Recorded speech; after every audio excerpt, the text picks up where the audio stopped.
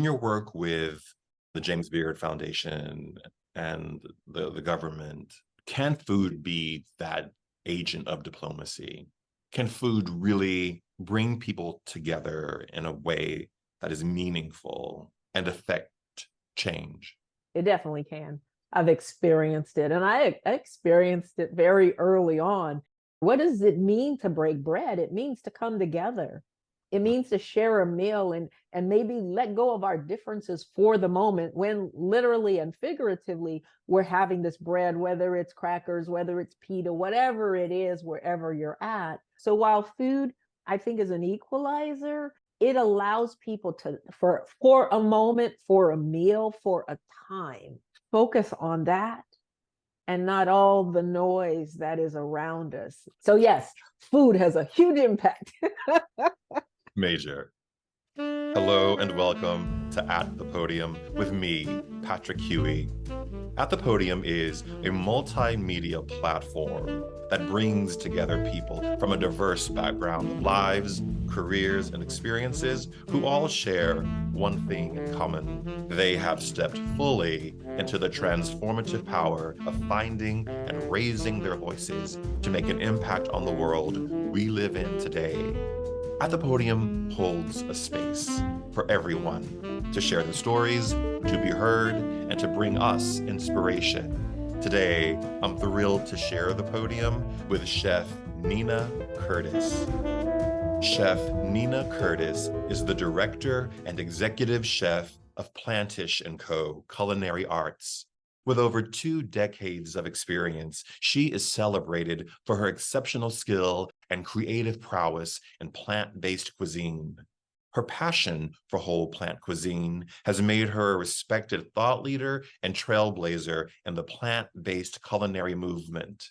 Chef Curtis presents lectures and demonstrations on health, nutrition, and whole plant-based foods around the country. She served as executive chef at The Ranch at Live Oak, Malibu, the acclaimed 7-day fitness and wellness boot camp, and she was the chief nutrition officer for The Ranch Daily, a meal subscription service in Southern California. As of June 2023, Chef Curtis proudly announced her membership with the American Culinary Corps, a joint effort between the James Beard Foundation and the State Department, aiming to promote culinary diplomacy and cultural exchange on a global scale. Also, in June 2023, she made history by becoming the first chef to curate an all plant-based menu for a state dinner at the White House, serving President Joe Biden, First Lady Dr. Jill Biden, and Indian Prime Minister Narendra Modi. Chef Curtis is an MBA graduate of Pepperdine University and was also trained at Living Light Culinary Institute, Trinity School of Natural Health, the Natural Gourmet Culinary Institute, and she holds a plant-based nutrition certificate from the T. Colin Campbell Center for Nutritional Studies at Cornell. Chef Curtis, welcome to At the Podium. Thank you. Good morning, Patrick. It's such a pleasure after all these years of knowing Yes, each other. I'm like, okay, if we have to meet at the podium at this moment, I'm going for it we are because we doing it. both, I know. yes, we've We are both been doing on stages around the world at the podium, literally. at the So podium. this feels very timely. It really is. And I think we're going to have a beautiful conversation about your career, your relationship to food and nutrition, which are all of the moment that we're living in today. So critical. So thank you for making time today. Thank you for having me. Okay, I want to start. You had this great quote about your time at the White House, which we're going to talk about. But you said in this quote, and I have to say, it touched my heart in many ways because A, I'm a history buff. B, I was recently at the White House this year, so I understand what it means to walk through those spaces and see those historical pictures, and it's the big stage setting for diplomacy in our government. So what you said was, it touched me when I read it, and what you said of your time at the White House was, I felt very privileged, but it made me think of our ancestors, that through all their suffering and pain, they must have had a sixth sense or superpower to endure. I went through this journey of standing in the kitchen where my ancestors stood, and that was a lot. And I Yeah. wonder, now that you've had some time away, maybe 6-7 weeks away from that experience at the White House, I wonder what that was like for you standing in that house, in that kitchen, and all of the history that you embodied and symbolized at that state dinner for the Indian Prime Minister. Do you have any perspective on that now? I do. And it's a ongoing process, Mm. because every day, even if I'm talking about it with you, or I read something that someone's written, because things are still coming out. I remember someone saying, okay, you got 2 weeks and then they're going to forget about you. And I was like, oh, not me, not my ancestors. No, And no. it's really been the case. So it was a lot, and I didn't expect it because I'm so used to um, cooking for and being in kitchens where there are high profiles. And being in the White House, though, I kind of looked around the kitchen. I looked at everybody, and while it's modernized and has all the latest equipment and things that we would need, I definitely heard my ancestors speaking to me. And it was one of, you're safe here, you're welcome here, and we didn't do all we did for you not to be here. And that's where that quote comes from. But on the daily, because I always already speak to the ancestors, I'm always working to be quiet enough to hear their whispers and their guidance. And that's my life. And that's been my life. And that's my testimony. So while I knew what I was there for, and I'm used to doing that, it was an experience like no other, because it was the White House. Yeah. And I had already, like you, done quite a bit of history. I love culinary and I love food for that, because you really learn a history lesson every time you cook, depending on how you're cooking. And because I love the global kind of cuisine, even though it's through the lens of plant-based, I've learned so much about cultures, and I can talk to so many people from around the world. So it is ongoing. There's messages coming up that I don't think I would have thought would be continuing, but I'm receiving them. Mm. Were you surprised that the interest and the story continues past the 2 weeks? Because normally people move very quickly through Yes. events that happen, because there's so Yeah. much that we are being inundated with around story and, narrative in the media and in television and in newspapers. Are you surprised that these 2 weeks that you've survived past the 2 week window of people's I don't know if I was surprised. I'm humbled. My dad is a chef throughout his working life, and he'd always say, "You're only good as your last plate. So don't get a big head. Keep going." So I'm humbled in that, because I know I served that last plate, and that is that last plate. But what I've learned through this experience, or what I'm trying to take in, because that chef Nina that would be like, on to the next, get on the plane, I've already done so many other things, is there was a lesson for me to learn besides and beyond the experience. And it was very destined for me, although I wasn't expecting it. It was quite a surprise. So I do think, and what I've realized, people wonder what it's like behind the walls there. Yeah. People wonder what it's like. So I'm kind of that conduit to a lot of people that look like me, that might go, oh, wait a minute. Wait a minute. Even some of the looks when I walk down the hall, and that look, we're like, oh, we got one in the house, Margot. Ah! Yes. Yes. Some will It's understand.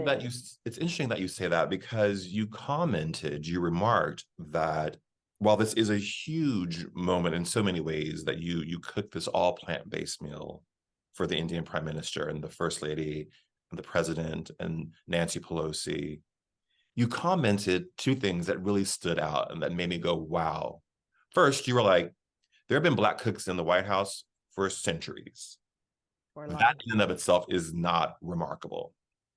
All right. So you shouted out to the staff who have been there and really in many ways hold the secrets, hold the legacy, hold the story of the country within their fraternity and sisterhood, those staff members. And many of them are Black or people of color. That's just the reality of who works at the White House. And the second thing that you said that struck me was, yes, it's the White House kitchen and it's all of that. And you said, but at the same time, if you don't have the fruit or the vegetable, you don't have it. And it's not going in the recipe. So what are we going to do now? So I love that even in the midst of the esteem of that, there is the reality of we just don't have that fruit or that vegetable in season right now. So what are we doing? That it was just, it's real. You got to cook. Yeah, yeah. No, and all my years of cooking and starting at a very early age, at 8, being the eldest of 4, and my mom, this delicious cook, I think she's the best cook in the world. And my dad being a technically trained, French trained, classically trained, as they say, chef, seeds are always planted unbeknownst to us. Seeds are always planted unbeknownst to us by others, maybe even unbeknownst to them. And so that moment in the kitchen with the team, who was wonderful, it's not their first rodeo. They have guest chefs coming in quite a bit, and the whole, drama and dynamics of it, not so much drama, but the theatrical aspects of it, they were already ready. So I'm always very intent when I go into someone else's space to really check out what is happening and to try and fit in as quickly as I can. I'm not a prima donna. I'm a hands-on chef, even as an executive chef. I'm in the trenches with my team. And so me having that just way about me, I think allowed me to fit in and not stand out. Mm, mm. What was the process like for you being selected by the First Lady? And how much input did you have with her and the menu selection and what was going to be the settings for the food and what was going to actually be on the menu? So what was that negotiation like with the First Lady? I had a lot. Maybe a lot. I'm very collaborative. So I was like, whoa, this better go right. Otherwise, Chef Nina Curtis is the one that's going to be blasted all over media and everything else. So when I first got the call, I had to, you can imagine, I had to think, okay, who's pranking me? I have some really great friends that are very supportive and they're always cheering me on. So my first thought was someone's decided to call and say, oh, well, you're going to the White House. That's how bad you are. And then once I realized, no, this is real. And I was speaking with First Lady Dr. Jill Biden's social secretary, and he is the one that said, Dr. Jill Biden has chosen you to be our guest chef for this event, and then started very quickly laying out the process, because it was like, do you receive this? It wasn't like, you're going to do this or else you're no longer a U.S. citizen. Right. It was very much so, do you have the time? And it was very gracious. So at that point, it was very quickly outlined what needed to be done and how quickly it needed to be turned. Once again, I've been groomed for this. So I was told that First Lady Dr. Jill Biden definitely wanted to show the best of American cuisine. Of course, you have foreign dignitaries coming in, you have people come in, you're not trying to serve them what they eat necessarily in their country. You're trying to show what we have and then make that blend. And they were really, through all the news, wanting to tie bonds and build strength and friendship and trust. So food is very powerful. So I laid out, it came down to 12 different items that we prepared for First Lady and her team to taste, menu taste, as we call it. And so once I got to the White House, after we went back and forth with executive chef Chris Comaford and executive pastry chef Susan Morrison, through Zoom and through email, the way we work today, we were able to say, okay, seasonally, this is available, locally, but not just local. I mean, the White House is very diplomatic. They've got to support the United States. And then finding where the influences and the accents of Indian cuisine came in. And I really love Indian food. So it was right up my alley. Like, okay, I've got this. And then you do your research, just like anything else, you prepare. It's not like, oh, I've made this 1,000 times and that's what's going to happen. So that was laid out. I get to the White House. And because it's really busy, you got to be on your toes. Again, I've been trained for this. We did the tasting with First Lady and her team. And they very quickly decided and actually said to me, it was hard to make a decision on which 3 of the 3-course menu. So that felt good because remember, Patrick, it's plant-based. It's not the, I don't want to say typical, but the customary protein, as they'll call it. We have protein in plant-based food. Let me make that clear. It wasn't the standard, I'm going to say. And I think, the brain for people that are expecting one thing and they get another, delightfully surprised, it has to shift. So that process was really about what I presented as the curator, as the director, if you will. And then I worked very closely with executive chef Chris and executive pastry chef Susie, as she likes to be called. And we really combined. I'm very collaborative. So for me, I knew I'm not going in there and telling people what to do. I'm going in there and getting right at the, cutting board, as I like to say, with them. So anything that they picked, I had curated. So Right. it was there. Yeah. What surprised you the most about the experience? How welcoming everyone was. And I mean that by, I've always looked at the White House, and I still do, as this institution. Yes. At this, huge institution. You stand outside, you're behind the gate looking in, and this White House is just massive. And I realized I probably thought, wow, there's just nothing but business going on in there. But in actuality, the president and First Lady and, their family live there. And so the whole time from the initiation of the call and then physically being there, I was so surprised at how much I felt like someone had invited me to their home and they showed me grace and respect. And Dr. Joe Biden was the host with the most. She spoke to me from the time we met and then the interactions that we had up until the dinner, like, not that we were best friends, but that definitely I was welcomed in their home. And not that I'll go and knock on the door and say, hey, it's me again. But that was surprising to me because I expected, while it was a organization that runs really tight, and why we were able to pull off what we did, it just was, everyone was so gracious and welcoming. And what do you need, chef? And I'm that chef. Tell me where it is and I'll go get it. So I very quickly said, no. When I ask for something, I don't mean for you to take off and get it. I mean for you to show me where it is because you've got something to do. And I think all of that decorum and that part of me also made them go, okay, she's one of us. That's what they made me feel like. And that was surprising. Yeah. I loved when you said that you were at the White House, you're preparing the meal.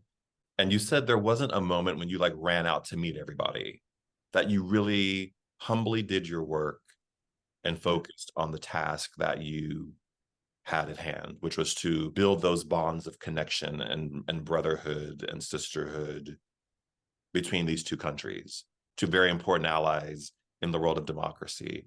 And oftentimes people look at opportunities as a way to promote themselves, just to be perfectly frank. And you sort of didn't do that. And I thought that in and of itself speaks to the caliber of person that you are and who they brought in to prepare this very important dinner for all of those diplomats and officials. Yeah. I mean, it is, years back, it's still very new, this celebrity chef thing. Yeah. That's what we call food media. When I came up and watched my dad, I had another friend whose mom was a catering chef, and from LA, I see chefs. Chefs were in the kitchen with their head down, that tech neck thing going on, and really intent. And so when the chef came out to the dining room, or the guests would want to see the chef and thank them, that was a big thing. So I think, well, I'm not that old. I think I really got that kind of old school wisdom that when you're invited somewhere, it isn't about me. It wasn't about me. It was about the prime minister coming to America and First Lady Dr. Jill Biden, being the host because it's the first ladies that handle these kind of things, right? Understood. So when people were like, did you meet the president? Did you meet prime minister? That wasn't the point. They already knew about me.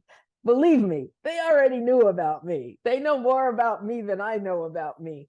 So the point, which I have to not think about too much, is like, whoa, a little bit of too much information. The point for me was to do the best, not only for, yes, I said earlier, oh, Chef Nina, the one they'd be looking at, but for our country. And so when I walked into the White House, while I was there at that moment, I took on the cloak, if you will, like everybody in there who are civil servants. And my whole life through hospitality, whether it's been in the wellness industry and spa, like we know each other from, or it's been in hospitality. And I say this often to people, especially new people coming up into the industry. First and foremost, we are hospitality. So I have no qualms with saying, I love serving you. I happen to love serving you food, I believe, to live for, not to die for. Right. What was it like for you? You alluded to this. Your father is a chef. Your mother, a wonderful cook in her own right. What was it like for you telling them this is what I'm doing? Right, right. And what was their Well, reaction to that? you sign some things that to keep your mouth shut until it's time to open it. But the story was supposed to hit the Monday, so that would have been Juneteenth. There are a lot of markers here. That would have been Juneteenth that it was announced who was coming. They do that the day of, but who the chef was and who the performer was. But it leaked Friday before. So that would have been the 7th, 18th, the 16th. So I started getting calls like, it's out, just stay steady if anybody gets to you. And I said, I understand, but Sunday was Father's Day, the 18th. So I text my dad and say, Happy Father's Day. I'm going to continue to keep you proud. And then I called him to wish him a happy Father's Day. And then I told him, and he was like, oh, you're bad stuff now. You have to know my dad. And we had this, wonderful conversation. And my dad, as growing up, Patrick, my mom showed me the hostess with the most, cooking from scratch. She was very much ahead of her time in the sense of what we know today as organics and growing your own garden. And then my dad was the production side. So unbeknownst to me at that time, but now that I can look back, again, seeds planted. I saw the production side of pushing out, like just cut onions. Don't say anything. Don't cry. You just need to cut that bucket of onions. And then I saw my mom being very detailed about how people experienced her meals. So I have very different conversations with him. Like my dad and I got into the politics and, he texted me. He's going to say, why'd you say that? But he texted me while I was there and I looked down at my phone and says, tell Joe I said hello. And I was like, who is this? Who am I supposed to, who's Joe? And then my mom, we got more into, well, what are you cooking and what's the recipe and why are you using that? So it's always they're my heroes, my mom and my dad and my grandmother, she's transitioned, but they're my heroes. So if they give me the green light, I'm golden. Everything else is icing on the cake. And anything else that comes at me, I've got that okay already, but my parents okayed this. My parents are happy with this. And that's going to be till the day I transition. That is how I think. So that also gave me, along with the layer of ancestors, and then my parents still here to see this, they were there when I graduated with my MBA and I got an award and they just come along with me, whether it's in real life or virtually. Those are the two that I'm always checking, like, are you still claiming me? Because there was a time when I first told my dad that I was going vegan, that he was like, you're weird. Don't tell my friends. Don't tell people this. I'm in this industry. And he's really come around to respect me. I think it's so interesting that you said that because as I've been reading your story and thinking about food and particularly how Black people relate to food, I was like, I wonder how she transitioned into the vegan world because that is not a traditional path that you see many Black people walk down. We're very much meat driven. And I think in many places there's skepticism about veganism and what that means. And I wonder how was that journey for you moving into the vegan space? Over 2 decades ago, it was very different from how it is now, because as a group of people, African Americans are really transitioning to plant-based veganism faster than any other group Mhm. today. Back then, I was an anomaly, and I remember, and how I came to veganism. Let me start with that. I was natural bodybuilding competitively, Venice Beach type of bodybuilding, barefoot, Hercules type Hulk. And so, yeah, and I'm very strong in that. So I woke up one day literally, and it was like my body was like, nope, we don't want any more animal flesh, and we don't want any animal secretions. And I was like, I asked myself, where am I going to get my protein? Mm. But I was studying nutrition already. I was already into fitness and wellness. So food was very important to me. Before a contest, 6 months ahead, you had to really start cutting things down. My mom would pray that I wouldn't compete in the next contest. I was entering at 9% body fat. I'm Wow. 5'9" and was weighing in at 140. So I'm already in heavyweight because my height and everything. But it was very strenuous on the body. And I wasn't taking any what they call juice because that wasn't the way I wanted to go. So at that point, I did the deep dive. I just, and even the nutrition information out at the time was kind of like, we don't know about that. Where are you going to get your B12? Where are you going to get your protein? I kept digging, digging, digging. Again, being from LA, there's a lot available to you. So I didn't have to look back. And it was very easy to start taking my favorite dishes Mhm. and converting them. But on Thanksgiving Day, I remember my first vegan Thanksgiving was actually raw vegan. I drove to Hermosa Beach. There was a woman that was from Europe that had opened a raw vegan restaurant. I had Black Forest cake. I was like, where's the pumpkin pie? Can you do this raw? Yeah. And I sat there by myself. My two Akitas were in the car. We went over to Hermosa Beach. After I ate, I actually purchased a second meal so I could take it home and have it the next day, because I tried to stay in my zone of familiarity Mm. where we'd all take a plate from my mom's. My mom made me my own pumpkin pie. There's four of us. She made me my own pumpkin pie. So I realized I was trying to stay in my zone of familiarity, but I did it. And my dad was like, what are you going to do? My mom was like, who's going to eat the pie? I was like, my brother will. He'll be fine with it. He'll be happy to get it. So that whole experience just kept strengthening me. People would be traveling and doing these workshops in these most obscure places. And I'd be turning up and we'd be cracking coconuts, young Thai coconut all together. And we'd have these, cookout. And a lot of it was raw vegan because I was already vegan. To me was easy. The raw vegan really caught my attention, and the nutrition and all that went along with it. So I just have never looked back because my recovery time was faster while I was bodybuilding. My rest, my sleep was better. And I was still competing and placing and winning with a lot of the shows. So it was a no-brainer to me. It was like, why hasn't anyone talked to me about this? Why haven't, my studies been about this? So Mm. yeah. What do you think is the biggest misconception that people have about a plant-based diet? Right.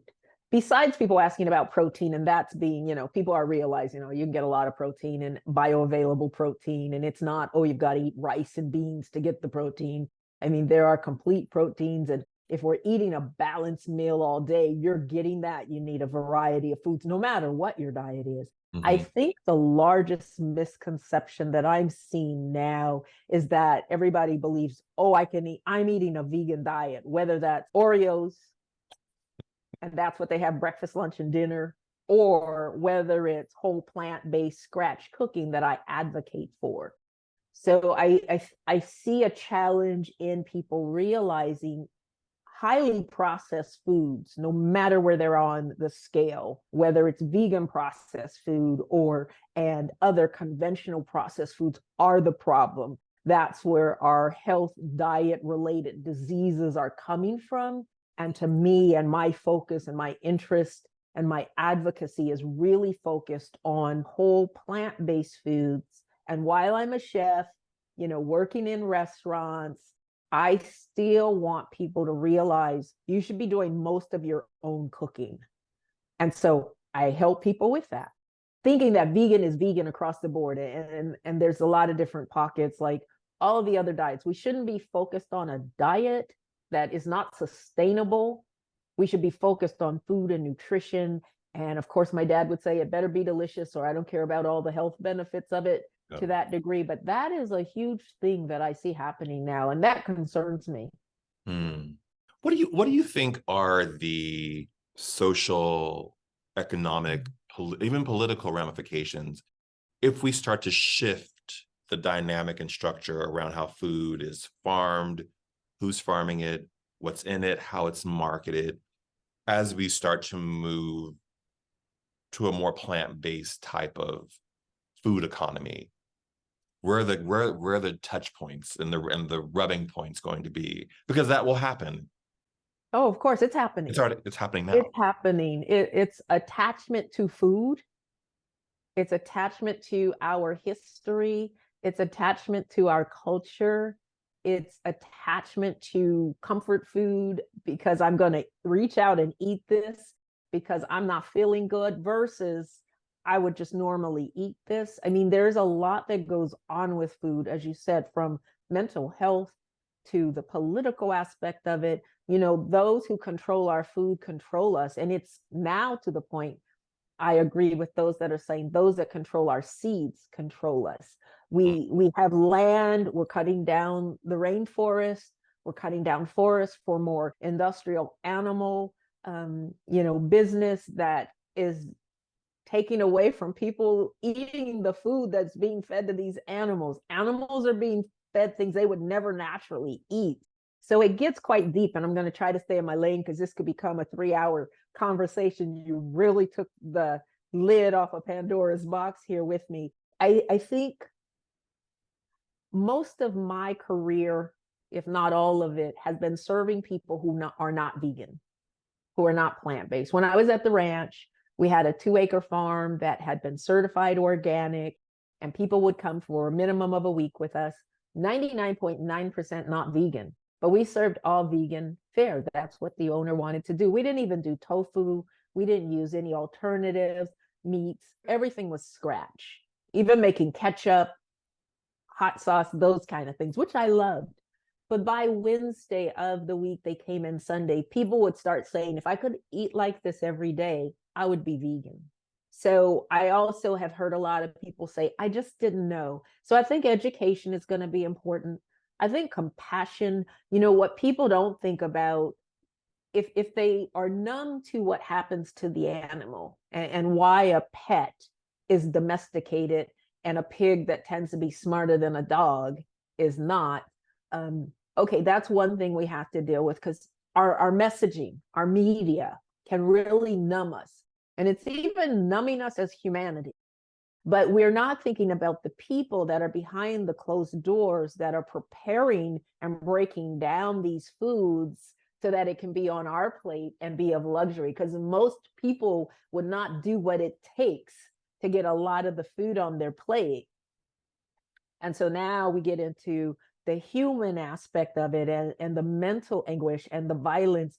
And then how do those people then go out into our society? And there's a lot going on there that people don't like to talk about. So I'm first concerned about our humanity as people and how we respect each other, how we protect and are guardians of sentient beings, how we take care of our planet so we have a place to live. I don't want to go to Mars. I do not want to go to Mars with unsaid person. I want to stay right here. I want to have soil It's all about the soil and the nutrients. And if we're, just beating up the soil and it doesn't have time to rejuvenate, it gets so deep. It gets so deep. But I say all this to say, most cultures around the world primarily eat the blue zones, the longest lived people. When you look, and one of the 9 power points is plant slant.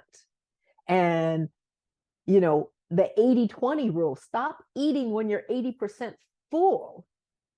And these processed foods don't give the brain the signal that we've gotten the nutrient density. So we have this obese society, kids now, first time in a century, getting type 2 diabetes. And I'm trying to answer your question and bring it back home because I got 5 lanes in front of me that I want to run down and take you with me. I'm with you. All that to say, we cannot continue on the way we're at on any level, from a mental, a physical, or a spiritual level. It's much larger than the food, but the food is huge because you talk about, everyone should have a safe place to sleep at night and a warm meal. And that's where I'm constantly focused on. Why do we have homelessness? Why do we have children starving? Not just in third world countries. We have it here in the United States, in North America. And we're the oldest democracy. Haven't we learned anything yet? And it's interesting. I interviewed a gentleman for this show named Quentin Venny, and he freely says that he grew up in a food desert in the ghettos of Baltimore, Maryland. And the question becomes, is there a way to provide healthy food for people in underserved areas that can be nutritious and delicious and they can afford it? And then how do we democratize access to healthy food for everybody? Yeah, there's definitely a way, and it's happening. It's happening. I've worked the past 3 years with food literacy here in Sacramento, and they go into schools 1st grade to 6th grade, and they're teaching the kids. So the way we do it is getting our youth, getting their hands, as I say, in the soil, getting their hands dirty, helping them to understand. I don't know if you remember in school when we had our seeds in the soil, and then we watched that first sprout. It was like life. I did that. No, you didn't, but you were in the process. I think that same feeling kids get. I made a mushroom burger because we'd have these competitions, and each chef, 5 local chefs, pretty well-known chefs, would get a vegetable, and we'd have to, now I'm talking about 1st grade to 6th grade. These are the hardest critics. I don't know if you've been in front of kids. They're going to tell you what they feel. They're going to tell you what they're not going to eat. They're going to tell you how they think you look. Why do you talk that way? I mean, you have to have thick skin. And I made beet chips. And then I got portobello mushrooms. So I cut it down to a slider size and pretzel bun. I mean, I did kind of cheat. Who turns away a pretzel bun? But I made ketchup, and I made, we had mustard on it and all the trimmings that one would like. And this little girl turned around to me and said, "This is the best burger I've ever had. And I'm loving these beet chips." And I was like, how many burgers have you had in your life? But I'll take it because I was competing with probably McDonald's or Burger King or one of those fast foods, because these kids tend to not know vegetables outside of a can. So the goal has been, in the person that runs food literacy, and there are others, hot spots around the country. And then we have community gardens. So there is a lot grassroots going on, even from LA. I know where we define it as a desert, but we have a birthright. And if we really understand our food, whether you're from Africa, India, China, Brazil, anywhere in the world, most of the foods and the longest foods we've eaten have been plant-based and are plant-based. Yeah. And we cannot dispute that. In your work with America Culinary Corps and the James Beard Foundation and the government, can food really be that agent of diplomacy in ways that perhaps just sitting around the table, debating points can't be? can food really bring people together in a way that is meaningful and affect change? Sure. It definitely can. I've experienced it, and I experienced it very early on. If I want to get that permit from West Hollywood for my business at the time, I knew that meeting at 3 o'clock was right when they needed a snack. And coming in with, a basket of baked goods to go along with the coffee they already had that had sat there since 10 a.m. It was pretty easy to break bread, to come together, to be able to have someone bite into something I made while listening to what my needs were. It takes down the walls and the barriers of this everyday monotonous kind of thing. Okay, let's take it to the White House. Let's take it anywhere. What does it mean to break bread? It means to come together. It means to share a meal and maybe let go of our differences for the moment when literally and figuratively we're having this bread, whether it's crackers, whether it's pita, whatever it is, wherever you're at. And then look at the restaurant industry when it's not a new thing, but it came to be like we do, more communal tables. Oh, So yeah. now you're sitting with people you don't even know, and you strike a conversation and you strike maybe a deal. And then you are at the White House, and now you're able to serve the first ever in the history of White House state dinners, a plant-based menu to honor your guest, a dignitary that is a strict vegetarian. And while we weren't trying to make the Indian food that he can have anytime he wants, we definitely showed how food can come together using cuisine and produce from America, local and other, and then taking spices and elements of Indian cuisine together. And I was told people were just talking and really enjoying themselves. So while food, I think, is an equalizer, it allows people to, for a moment, for a meal, for a time, focus on that and not all the noise that is around us. Why do we have comfort food? Because it comforts us when we aren't feeling good, when we're suffering, when we're hurting, when there's anguish. It doesn't mean it's the best food we choose, but the brain already knows. Seek comfort, and people seek that in food.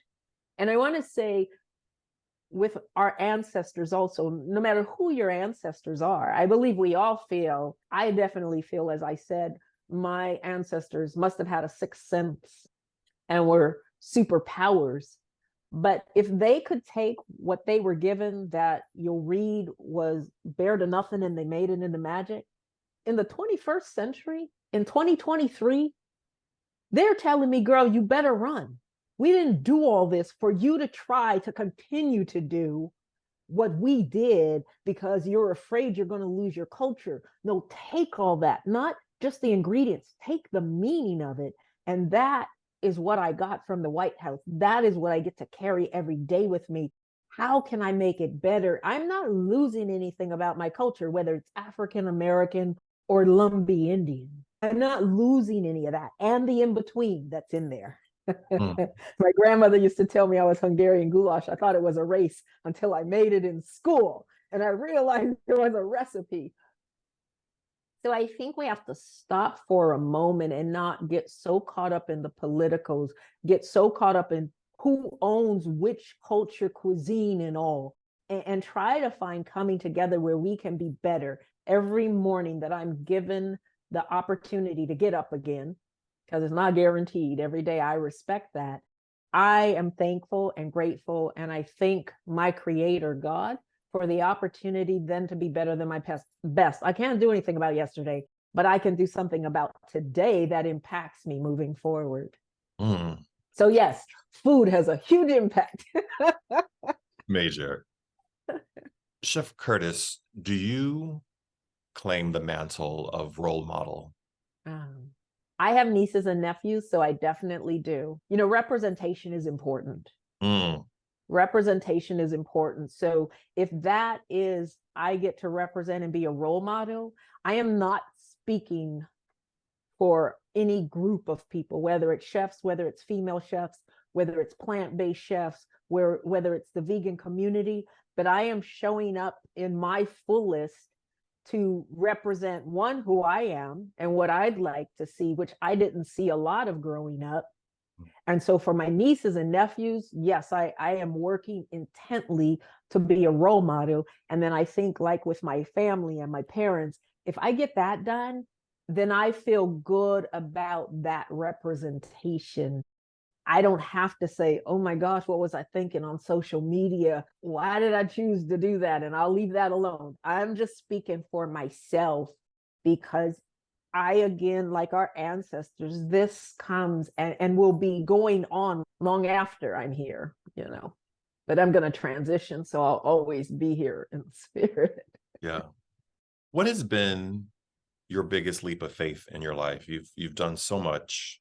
Ooh. But what is that thing, that moment that you had to really step out on faith, and you didn't know what the result or the answer was going to be, and yet you did it anyway? Yeah. I think it's almost a gene that we get, and whether we activate it or not, that's one thing. I think we all have the gene, but I've always had this gene of standing on the edge and jumping and figuring I'll get my wings before I hit the ground. I've also felt that I was created and I've been gifted to give my gifts out.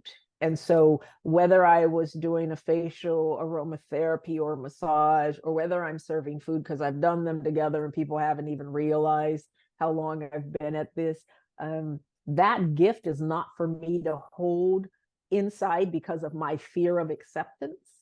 Mm. And in the kitchen, you get thick skin. In life, you get thick skin, if you're really paying attention. So I've never been one to retreat. I always have this saying, I'm walking through the fire, but I'm not getting burned. I have a final question for you. In this season of the show, we've been talking about people who have found their voice or are in the process of finding their voice. And I ask you that question: have you found your voice? And if you have, how are you using it to uplift the world, humanity, your neighbor today?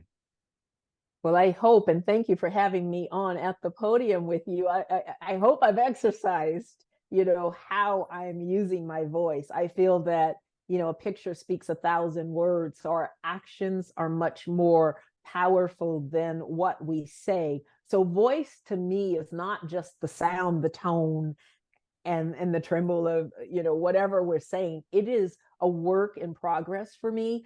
Every day I learn a little bit more about me. I have some very strong convictions, but I also leave space, room, and grace for myself to go, oh, I learned something new about myself. I learned something new about what really matters to me. So while I feel I have a voice, I feel I have a strong voice, I know when it should be silent. I know when it should whisper. I know when and how to use it in different scenarios, not meaning I change it. I just know the bandwidth of my voice. Oh. Chef Curtis, thank you so much for your time today. I'm so grateful. I'm so grateful that we had this hour together. It goes so fast. I'm like, is that an hour? It feels like 15 minutes. We have a whole other hour in us, probably. Right. Oh, I'm sure. But thank you so much. And thank you for representing and for leading the way on nutrition and health, because we need the advocates. We need the advocacy. Thank you. I agree with you. And I thank you for this time. I'm going to love watching it because I'm going to learn something else about my voice. Yes. At the podium. At the podium. All right. Thank you. Thank you, Patrick. And to those of you who are watching or listening, remember, we all have a voice. Use yours wisely. Bye, everyone. Thank you, Chef Curtis. Thank you. Bye.